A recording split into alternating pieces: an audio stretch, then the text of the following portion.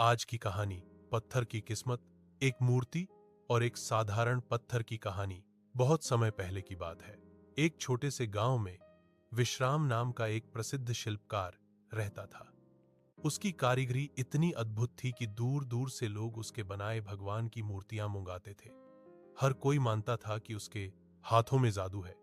पत्थर भी उसकी छेनी और हथौड़ी के नीचे आकर जीवंत हो उठता था।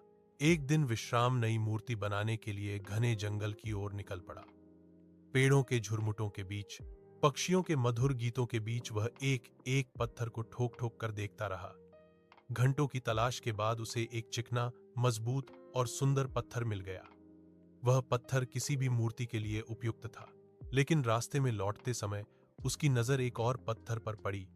वह थोड़ा खुरदुरा था, लेकिन ठोस लग रहा था। शिल्पकार ने सोचा, कभी कभी अतिरिक्त पत्थर काम आ जाता है, और दोनों पत्थरों को गधे पर लादकर अपने घर ले आया। घर पहुंचकर उसने पहले वाले सुंदर पत्थर को सामने रखा, छेनी और हथौड़ी उठाई और पूरे ध्यान से उस पर प्रहार करने लगा। थक थक थक, हर चोट के साथ पत्थर की सतह से छोटी छोटी कतरनें उड़ने लगी। कुछ ही देर में पत्थर दर्द से कराह उठा। मुझे मत मारो, मैं टूट जाऊंगा। यह सब बहुत तकलीफ देता है। कृपया किसी और पत्थर को ले लो। शिल्पकार कुछ पल के लिए रुका। उसके चेहरे पर करुणा झलकने लगी। ठीक है, उसने कहा, अगर तुझे दर्द सहना मुश्किल है तो मैं किसी और पत्थर को आजमाता हूं। उसने दूसरा पत्थर उठाया जो रास्ते से लाया गया था, और बिना बोले उस पर काम शुरू किया। थक थक थक, इस बार पत्थर ने एक भी शब्द नहीं कहा। वह चुपचाप स्थिर हर चोट को सहता रहा। दिन रात बीतते गए, और आखिरकार महीनों की मेहनत के बाद वह पत्थर एक सुंदर भगवान की मूर्ति में बदल गया। पास के गांव से लोग मूर्ति लेने आए।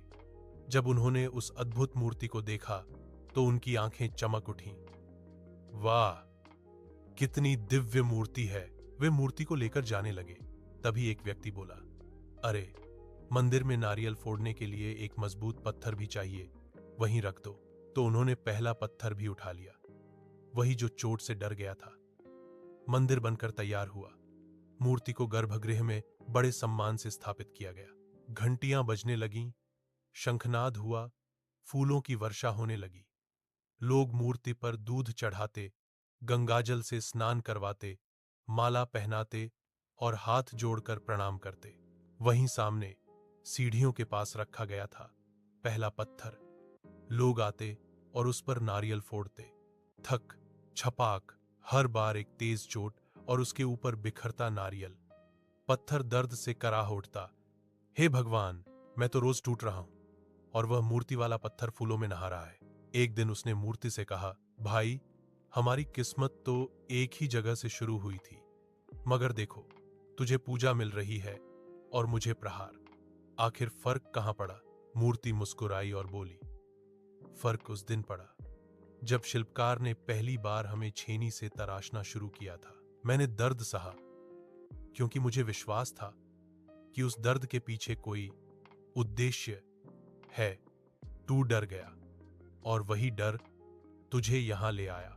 मूर्ति आगे बोली, उस दिन अगर तूने थोड़े समय का दर्द सह लिया होता तो आज लोग तुझे दूध से नहला रहे होते, तेरे चरणों में फूल चढ़ा रहे होते। पर तूने आसान रास्ता चुना, और आज उसका परिणाम भुगत रहा है। शिक्षा, जीवन में भी यही सच है। हर कठिनाई, हर संघर्ष, हर दर्द हमें तराशने के लिए आता है। अगर हम उस समय डरकर पीछे हट जाएं, तो शायद हम कभी वो मूर्ति नहीं बन पाएंगे जो हमारे भीतर बनने की क्षमता रखती है। इसलिए जब भी जीवन आपको छेनी और हथौड़ी से चोट दे, समझ लेना भगवान आपको गढ़ रहा है। दर्द अस्थायी है, पर उस दर्द से निकली सुंदरता और सफलता सदैव अमर रहती है। जो कठिनाइयों से भागता है वो पत्थर बन जाता है, जो उन्हें सह लेता है वो मूर्ति बन जाता है।